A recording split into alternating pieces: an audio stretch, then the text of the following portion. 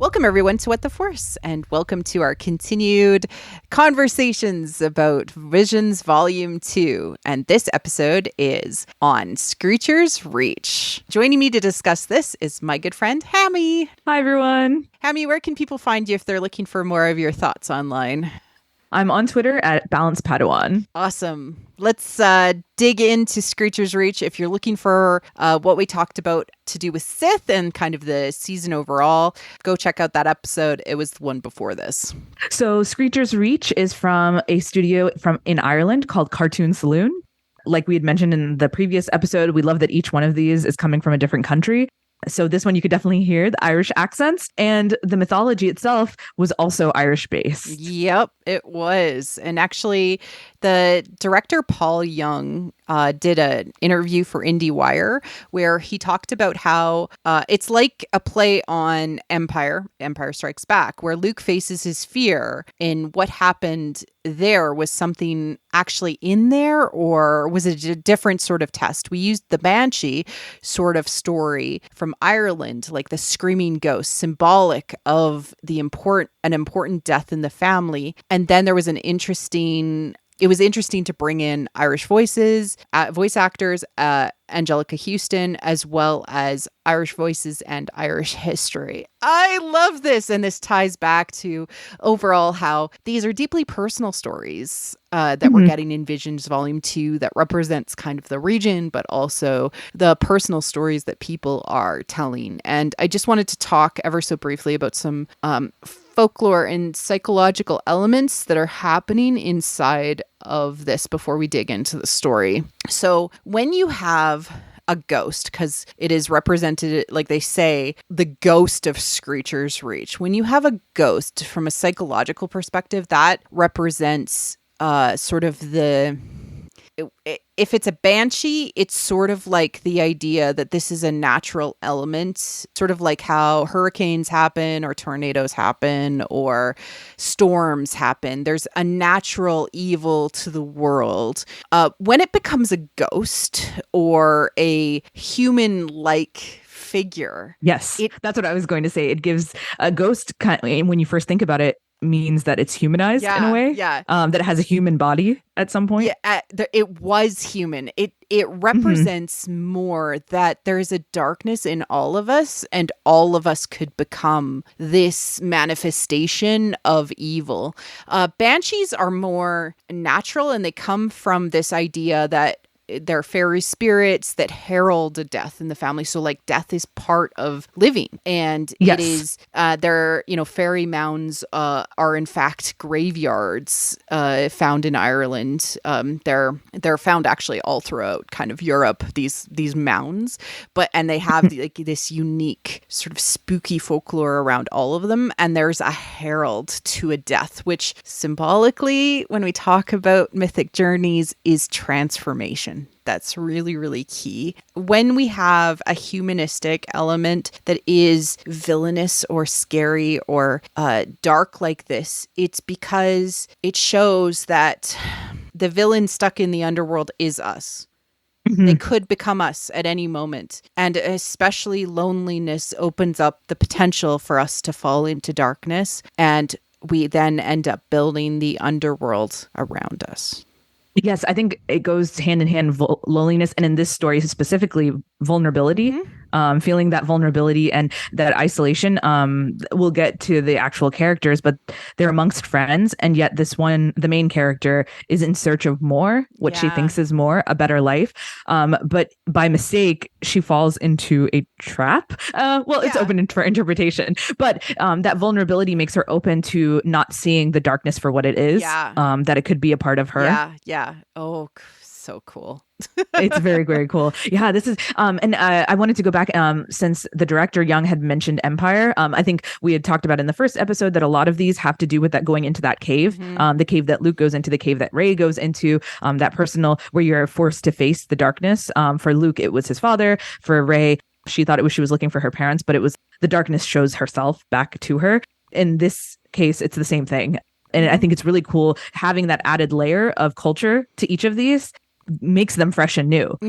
Feels like something new that we're seeing again, just because we get it from this perspective, the banshee who is screeching. It's the idea from Star Wars, but then it's through this lens that makes it deeply personal. And I mean, caves are, of course, returning to the womb, so it's a rebirth. It's also the underworld. It's really, really cool that we're getting all of the symbolism tightly packed into all of these episodes. The connection between even just the word, like the banshee versus the ghost. In the story, the kids at the beginning call it the ghost. They don't know what it is. That's in the cave. That's in Screecher's reach. They just call it Screecher because they know it's screeching like a banshee. That's what they think. But they call it a ghost, and it's not until later that we find out what really is, what it really is, what the ghost really is. Yeah, exactly. So we start out with 4 kids: Dal, Bathan, Keena, and Quinn. And they're and the opening shot actually is it's really cool how it opens up. Yeah. To their planet. I mean, it's not great because it's child labor, but it's basically a factory. Yeah. They're all in this workhouse together, and it's clear that it's part of the empire, that they've been. Yeah. Well, no, yeah. I mean, it's industrialization. It's definitely taking advantage of children, and it's definitely established that it is child labor, and they have no choice because they are children and relatively powerless in this society that they're in. And it establishes sort of a found family of 2 older these 4 kids and 2 younger kids. And these 2 older kids have decided to take care of these 2 younger kids. I have a question for you before we get into this. Does Bathan remind you of Ben Solo? Yes, because he also had the scar under his eye. And everyone's like 2 for 2 on mentioning Ray or Ben. but no, seriously, I was like, what are they doing? No, and especially as soon as I saw it, he's like a big guy. He's lumbering around, just like a sweetheart, like who's like understanding, gentle, and tall. Yes, exactly. I was dead. I think I had mentioned in the previous episode, but a lot of these got me very emotional, and this one is no different. Not just because of the Ben Solo character, but what Dal goes through and the choice that she makes at the end. It just hits you right in the feels and kind of makes you think about what you would do in that situation. Yeah. Bathan and Dal are the 2 older kids, and Dal, she has this longing for something more than the life that they're living at the workhouse. Clearly that's all they've known, but she, for some reason, she has a necklace around her neck that we think at first is giving her, like maybe it was gifted to her. We don't know actually the situation with the necklace. We find out later. I thought it reminded me like of a religious symbol. Like it's like a talisman, kind of like a cross. If she was like Christian, right? Or something else. It definitely felt religious. Yes, it felt religious, and the way she was holding on to it. It also reminded me of in Rogue One, the Kyber crystal necklace. Holding on to that and having that faith. Find out later what the necklace actually is. So in that way, Dal is kind of using it as an inspiration to kind of look for something outside of where these kids are stuck working. She comes up with the idea that they need to go out to the Screecher's reach and confront the ghost. Yeah, and this ties to heroine's journey. Yes. Hero's journey. Something isn't right. I have something inside of me that needs to happen. Right. And so and I have to answer the call. Something's calling to her. Call. Yeah, yes. Exactly. The call comes back in a big way in the very last episode of Visions. but Dal feels the call within her. And so she, I don't know. And I'm kind of mad at her. I'm like, why did you drag the rest of the kids with you? Like, you could have just gone by yourself. But she takes them along with her. That's part of the hero's journey, heroine's journey, is you find friends along the way and you take them with you on this journey. Yeah, that's a good question. Why does she take them with her? I think it's because she's scared. Yeah, it is fear. And, she's going to confront the darkness and she's scared. Yeah, and she's scared. And also, like, I think it's really important for the end. Yeah. Oh, yeah. The story wouldn't be where it was unless the kids were with her. Yeah, exactly. And she's forced to make the choice. So she convinces, Bathan first. She talks to him about leaving. And then, so maybe she was only going to take Bathan. They all come running up, remember? And then she's kind of forced to tell them what she plans to do, that she wants to leave. And it's interesting that there is Bathan and her, and then there's a girl and a boy that are like little versions of them in a way, right? Yes. Like literally. And you can just tell from their age that inexperience, they don't really know what they're getting into. Whereas Bathan, I think, maybe has a better understanding of like, oh, we're about to go on like a serious journey. Yeah, and I think it's important to say like heroines' journeys are often often the transformation of a femme psyche. And so at the age the doll is presenting, it is puberty. This is what is happening. Sorry, symbolically, and also like awakening into sexuality and desire. Right, desire especially is really important from a heroine's journey perspective. So they set out. They decide to steal some speeders, which is great. And we get this visual like of them riding across the countryside. Yep, on the 3 speeders. Not to mention Ray again, but you see one of her speeders. It was really cute. I think Doll is driving her speeder with like one of the little kids in her lap. And so there's the 3 speeders and the 4 kids, and they all head out. Mentioned Ray. Like, this is wild. Look, we like the sequel trilogy. We're gonna mention it. We're gonna mention the connections. So they go out and they make it by nightfall. Normally it's a 3-day journey, but they make it by nightfall because they've stolen the speeders. And they stop and they build a campfire. And so they're sitting at the campfire, and Doll and Bathan, the little kids, I think they're separate from them. So the 2 older kids, they sit and talk, and they talk about their lives and the lives they've lived. You can just tell that Doll wants something better, bigger. It maybe not necessarily better. She doesn't know what's out there, but she just wants a life. Yes, something different than what they know right now. And Bathan says, well, there are worse lives. And she said, no, but there are better lives. And it was such a good line. It's such a good line for both of them. And they're all kind of scared of the ghost. And Doll keeps on mentioning that the ghost isn't something you can touch. You see it in your mind, which is so interesting. I love this so much. Like that. Yeah, because the idea that it's not part of the physical, that it's part of you. Yeah, that it's part of you, right? Like the darkness is part of you. And so that'll tie back to the confrontation in the cave. Yes. And again, of course, to the hero's journey and heroine's journey. Exactly. And Bathan, who is kind, understanding, and tall, says, you have always wanted more. And if you get the chance, don't look back. Like a supreme partner would baby say. Ben, like baby Ben Solo.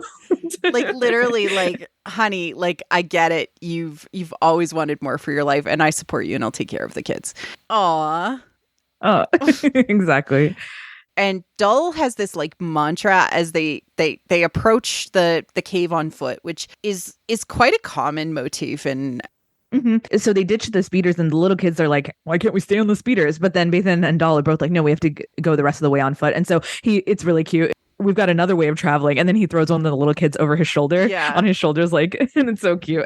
And so they go off, the 4 kids, they go off on foot, and they make the rest of the way to the cave. And like you said, when they enter the cave, Doll is holding onto her necklace, which again, it feels like a talisman, like a cross that she's holding onto. And she says, I follow your path with strength and courage. And she continues to repeat that over and over. Again, it reminded me of in Rogue One when you repeat the force is in me. Yeah. It definitely sounds. Well, and also like the strength aspect instantly hit me, right? Because strength is not something we commonly associate with the light side. Strength is associated with the dark side. Yes. It's just it struck me as like, oh, okay, that's really interesting. No, I agree. It's not one of the adjectives that's used for the light side. No, you're right. And so that should have given us a hint right away. It's a hint for me. So they enter the cave again. The cave symbolism. This is a transformational moment for Doll. And they see the ghost. And one thing that the director said they did with the cave was they actually really relied on ink and tried to make it as messy as possible inside of the cave. And so it ends up creating kind of like this dream-like subconscious feel to the experience that Doll has within the cave. We should have mentioned it sooner, obviously, with all of these visions, shorts, that the visuals, the animation style, the character design, all of that plays into it. And then as it changes, like as the person is going through each journey in each of these episodes, the animation style changes to adapt to that. So same thing, all the characters are kind of colorful. Even the very beginning workhouse is very colorful. And then when they get into the cave, it's mostly blacks. And like you said, inky. And it gets very messy. And the banshee / ghost starts screeching. And then that's when it becomes fully just black and white. And you can see it. Yep. And it's kind of begins to kind of like follow them and not really attack them, but just with its wail, it's attacking them. And it screeches and it scares the 3 other kids out of the cave. And Doll's like, no, I've got to confront the ghost. This is all in my mind. This is all in my mind. But it's not. And the ghost pulls a red lightsaber, but it's like this manifestation of this woman in the cave. So this is a dark goddess figure. But I think it's important because at this point in Doll's journey, she's actually facing sort of a dragon-like creature that you would face inside of the sort of more early parts of your journey. And the dark force user slashes out with her lightsaber, and it's the lightsaber actually looks like a bone, which is also so cool. Yeah, it was animated differently, and it obviously stands out because it's been black and white in the cave. And so when you see that burst of red come through, the goddess also manages to kind of scrape her shoulder a little bit too, and you can see the blood on Doll. Yeah, so it's like, and so then it's not in her mind. And symbolically, first blood in a cave, like this is this symbolism happening. First blood in the cave, and the Doll ends up like pushing against the ghost. The ghost is pushing against her. This opens up like kind of a little like crack of light in the cave. Yes. She's trying to get out of the cave. She's trying to leave. And so she's scraping her way up the cliff to go up, and she sees a boulder. And I don't even know if this is maybe the first time that, because she kind of has this realization that she can use the force. Yeah. She uses it to drop on the. Yes. Yeah. So she grabs the boulder and she's like, oh, I can use the force. And so she pushes the boulder off, and like it smashes onto the goddess. And so they're both thrown off the cliff when she uses that force to knock out the goddess. And so the goddess is trapped under the boulder, but is still screaming and not letting go. And that's when she grabs the lightsaber. Yeah. I just thought it was a cool moment because up until then, we actually didn't know that Doll was force sensitive. Yeah. We didn't realize that until that moment, like until this kind of sort of confrontation. And so we end up actually having multiple sexual symbols in the same moment. We have an opening to a cave, and we have a very phallic-looking lightsaber. Yes. So like you mentioned, she grabs the lightsaber, and it's so haunting. The way the animation is, the music stops for a moment when she decides to kill the banshee, the ghost, the goddess, when she decides to do that. What it reminded me of, probably one of the best examples of the heroine's journey that I've seen in Disney movies, is of Moana. Moana gets to the end and she also sees a goddess. That's not what she was expecting. She was expecting what was in this story, which is like an angry, fiery goddess. And then she realized she has to neutralize it. And so to me, Doll making this decision to kill, at least it's not framed as the right thing to do. It is absolutely not. So why that's important is because she is doing things by the boys' club. She's slaying a dragon. Yes. Right? Whereas that's not what Moana does at the end. Moana is confronted with the goddess and she doesn't slay the goddess. And she fixes and heals the goddess. Yeah. And nature is able to like bounce out. Sorry to give that as an example, but that's what you would think that would be my answer to this, was the right path would be her to healing, confront the taking away the lightsaber, sure, and then like healing the goddess or whatever, like internal, and that's like healing your own internal feminine and like coming to peace with it. But she's not ready for that, and that's really important. And she ends up earning this, I would say, false boon. So she has this lightsaber. She leaves the cave, and the sort of true dark goddess actually appears at this moment because she isn't ready for whatever she was on this journey. And we see the ship fly down, and it literally looks like a Georgia O'Keeffe drawing of a flower, which I was like, wow, that is on the nose. That was on the nose and like yonic as hell, and like again more sexual symbolism happening. And we have this woman who is dreadful, like she is scary as hell and beautiful. The other kids have joined, and she's almost seductive. Yes, she's seductive, and you can tell Doll is out of her element. What's also revealed is that the talisman that she's been holding onto is a communication device. Has been talking to her the whole time. It's been talking to her. It's been getting into her mind. It again, almost like Ben Solo getting manipulated in her mind. Yes, exactly. And so she has to go further into the darkness because she didn't make like the right choices in that and that's okay. Like I just like this isn't judgment of narrative. It's of course, great. this is a good thing. Yeah. This is amazing. Yeah, it's giving us so much to dig into. And the answers this mentor presents to her is fascinating. So she's like, oh my God, like, what did I do? And she's like, what you had to do. And it's like very seductive. It's very like from this, dark feminine perspective. It's wild. But this is all tied to, puberty and growing up and becoming a woman and having desires that are dark and that you're unsure of. And it is this is so symbolically the descent into the unknown and the initiation into the goddess. The ghost that she kills, it's like we mentioned, is a woman, but it's almost like a crone. Yeah, it was an older woman. She has gray hair and all of that.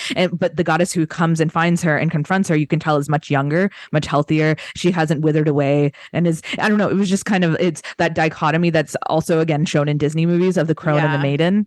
At least to me, it seemed like that. And then it's almost like, are you supposed to choose the maiden? Like, this does not seem like the right choice for you, doll.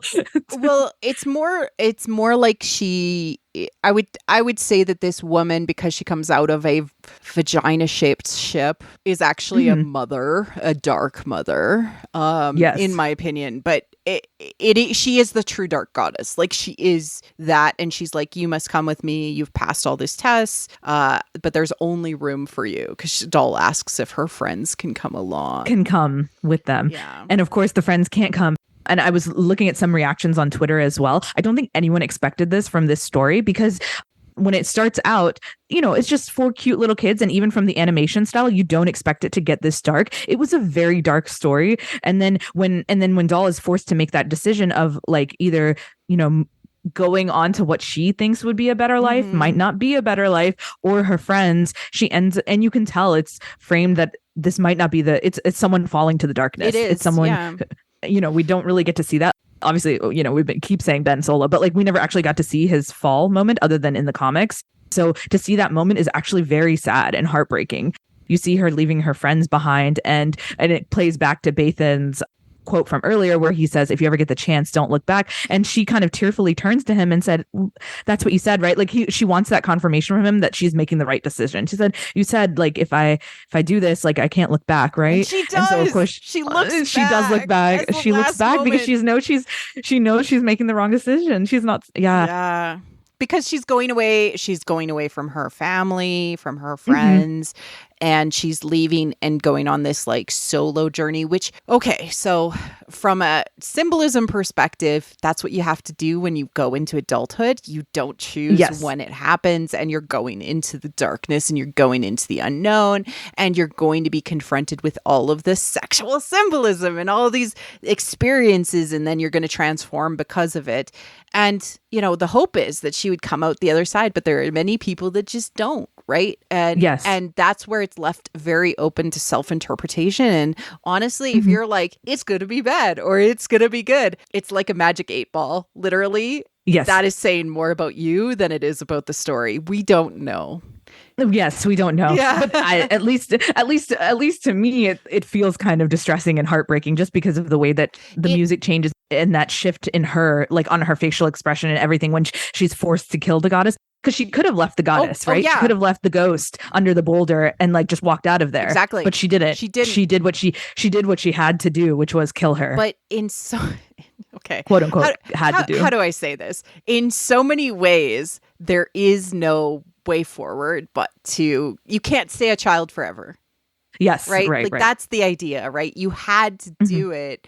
And the experiences that we have growing up sometimes feel inevitable and are distressing. And they are what these things are. This is a very symbolic story. And I'm obsessed with it. It's great. Yes, I loved it. I loved it. In case that wasn't clear, just because it is a story of someone falling, but also, like you said, it could also be interpreted as her moving forward into adulthood. It's really, really good. I I really wasn't expecting it. When I saw the 4 little kids, I was not expecting this story to come out of it. It was amazing. What is the darkest period of time? But when you're 13 and in junior high school and surrounded by all these hormones and emotions. Well, that is the darkest time for many people. Definitely. Yeah. Any further thoughts? To connect it to the rest of the stories, we had mentioned in the first episode that a lot of these are about very femme storytelling, telling the heroine's journey, all of that. When you compare each of these, it's really cool to go through and look at, like, there's another story coming up where they also choose to leave their family, and it's in much different circumstances. And so I don't know, it just makes me fall in love with Star Wars again, because it's about that individual's journey and what they've been through and what leads them to their path. And so I don't know, when I'm comparing the different stories, they're kind of, I know some people have said that, oh, these are all kind of very similar, like they kind of hit similar beats, but at least to me it seems on purpose. Oh yeah, no, that we're getting it felt very purposeful. The themes of this season felt very similar. I do think it's interesting, and maybe now is a good time that we bring it up, that multiple times through this season we see a person, as you said, leave to begin further training or further exploration, but every single time it is not as a baby. Yes, no, you're right. They are older. There is a choice that is made, which I appreciate on a fundamental level. Yes. I know, no, definitely. I think, and I was noticing that theme kind of at the end of each episode, that each person, like, it happens multiple times, if not, it happens multiple times in most of the episodes, in the majority of the episodes. I want to say that it ends with the person leaving to continue on to their journey. And like you said, yes, they're all older. They aren't being kids taken away from their families. They're making the conscious decision to explore the Force and what's inside of them and what they've been feeling. They heed the call, right? Like, they all answer the call. Yeah. Call, which is always kind of like what Lucas was trying to talk about with Luke and with with Rey too. Rey heeds the call, but it is one of the fallacies of the Jedi that you must answer the call because you have this special bit within you. You have no choice. Whereas I like the idea of giving these characters like the choice, and that they're never too old to explore further, etc. Although most of these are focused on sort of younger stories. Adolescents. Yeah. Yes, they are adolescents. But in the example, the previous in the Sith. Yeah, she was older. Sorry, it's just called Sith. She's older. She has the white streak of hair in her. Along with her black hair. So she's older, but she's making the decision to change her future kind of and go on a different path. So it's great. So good. So good. Okay. Any other thoughts before we wrap up this one? No, that's awesome. It. All right. Hammie, where can people find you if they're looking for you online? I'm on Twitter at @BalancePadawan. Awesome. We will be back with the next one, In the Stars. Cheers. Thank you for listening to What the Force. I'm Marie-Claire Gould, your host. Our music is orchestral music by Christy Carew for What the Force. You can support the show directly on Patreon at patreon.com/whattheforce. We like to thank all our patrons, especially those who love and are obsessed with What the Force: Melody in Wild Space, How Rude, Anna Perez, Neil, Christian Luca, Carly Ann, Josh Johnson, Scott C., and Susan. Support the show by wearing the Force with our merch. Like and subscribe on YouTube, or leave a 5-star review on iTunes or other podcast apps. It helps people find the show. You can connect with us on Twitter at WT Force Show, What the Force Podcast on Facebook. Our website is whattheforce.ca, or you can join the Discord. Links are all in the liner notes. Feel free to reach out and start a conversation. Cheers.